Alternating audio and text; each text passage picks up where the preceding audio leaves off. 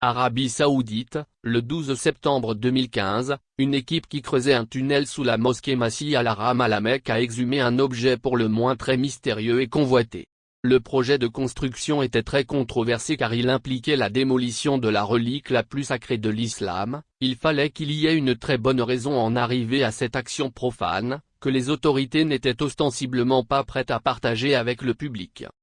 Lorsque le groupe s'est approché de l'objet, 15 d'entre eux ont été tués instantanément par ce qui a été plus tard considéré comme une émission de plasma. Cette rafale d'énergie était si puissante qu'elle a fait tomber une grue de chantier qui a tué 111 personnes et en a blessé 394 autres. Mais les choses ont commencé à empirer.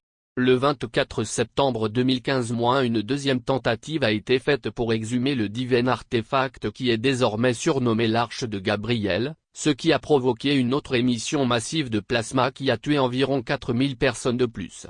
Les autorités saoudiennes ont imputé la catastrophe à une débandade afin d'éviter d'avoir à dire qu'une émission de plasma extrêmement puissante qui a été projetée par un objet inconnu a tué tant de personnes dans la zone sinistrée.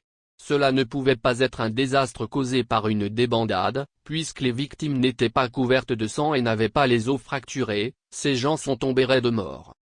Ce qui s'est passé avant et après les accidents est assez étrange, en particulier parce que la plupart d'entre eux sont soigneusement tenus à l'écart du grand public, et pour certains cas cette dissimulation perdure pendant des siècles. Après cet accident aux proportions cosmiques, les émissaires de la Grande Mosquée ont contacté le patriarche de l'Église orthodoxe russe Vladimir Mirailovich Gounodiaïev, alias Kirill, parce que l'Église orthodoxe russe était en possession d'un ancien document appelé les Instructions de Gabriel à Mohammed, qui contient très probablement des informations sur la façon dont il faut aborder la chose, comme les précautions que les prêtres juifs doivent prendre avec certains rituels avant de pouvoir approcher l'Arche de l'Alliance sans que votre âme ne soit absorbée à l'intérieur.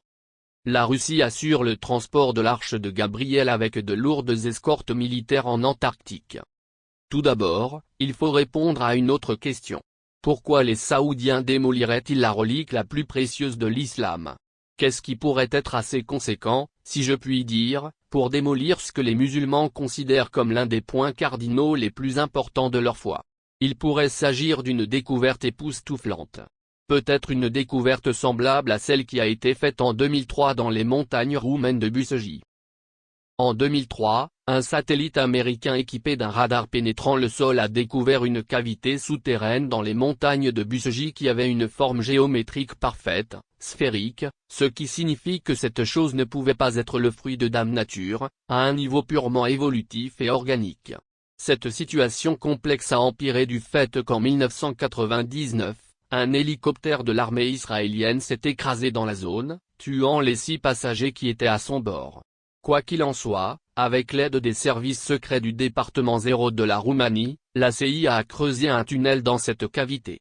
Quand l'équipage a voulu entrer dans la cavité, qui a été scellée par un mystérieux champ de force, ils sont morts instantanément, exactement comme les membres de l'équipe de forage à la Mecque. Une structure souterraine similaire à celle de la Roumanie a été trouvée en Irak, ce qui est la véritable raison pour laquelle les États-Unis ont envahi et occupé le pays. Le pétrole n'est qu'un simple bonus. Des soldats ont été attaqués par des scorpions géants et des insectes dignes du film Starship Troopers selon de nombreux rapports top secrets. Il y a des rumeurs qui suggèrent que l'Arche de Gabriel et l'Arche d'Alliance étaient placées au centre des pyramides comme source d'énergie. Qu'en pensez-vous mes amis?